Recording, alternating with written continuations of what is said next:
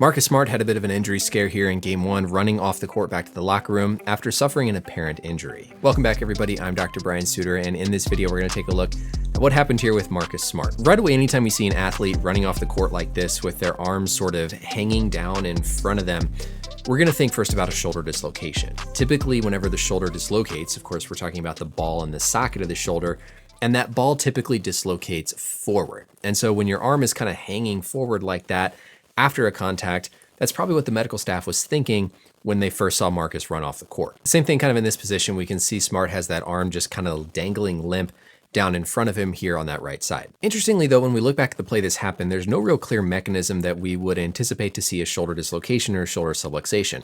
Here there's a little bit of contact to Smart's right shoulder as he drives into the lane here, and the arm gets kind of pulled backwards a little bit, but it's really very low energy. It's really not that extreme of a position that would make us think of a true shoulder dislocation.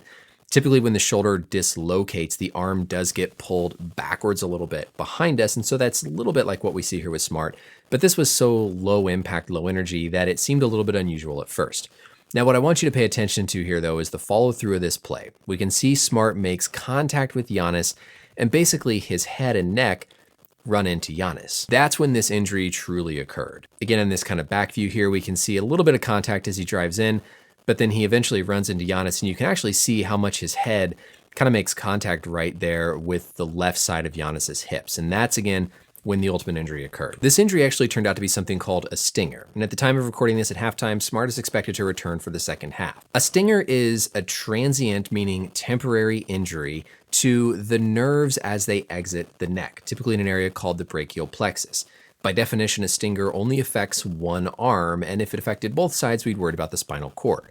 Looking at our biodigital anatomy tool here on the right side, I've highlighted all of these nerves that are coming out of the cervical spine. So this whole group of nerves right here is called the brachial plexus. All of these nerves of the brachial plexus eventually travel down to innervate and provide sensation to the arm and a little bit of the chest. Now there's three typical ways a stinger will occur. The first is whenever the head is basically stretched excessively this direction.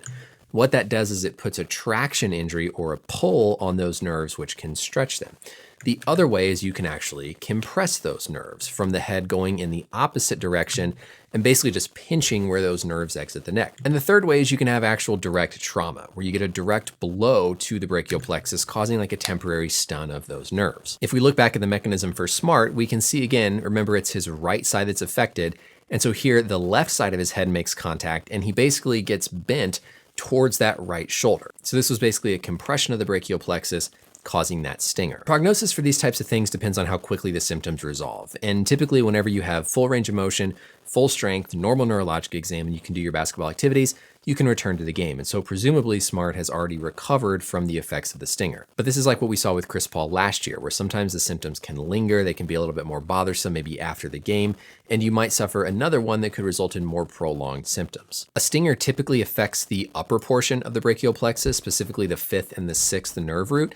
And so oftentimes when people have symptoms or limitations, it affects the muscles that are innervated by that fifth and sixth nerve. And those are going to be the muscles more up in the shoulder, the deltoid. It's going to be muscles like the biceps, the rotator cuff muscles, more so than the muscles down in the hand. And so typically when people have prolonged symptoms and effects, it's more weakness in the proximal muscle groups up by the shoulder. So things like lifting your arm over your head, certainly things like a jump shot. So to run this back through one more time, as Smart is driving into the lane here, the left side of his head makes contact with Giannis and basically forces his neck towards that right side, which causes a brief compression of the nerves exiting his spine. When Smart is running off the court here, basically that arm just feels numb. It feels tingly, like that sensation whenever you hit your funny bone. And as that nerve recovers, those symptoms start to go away. So good lesson for this video. Of course, there's other things that can happen beyond just dislocating the shoulder. We can have injuries to those nerves like we saw here with Marcus Smart. That's it for the video, everybody. Let me know as always any questions or comments down below. And until next time, we'll see you later.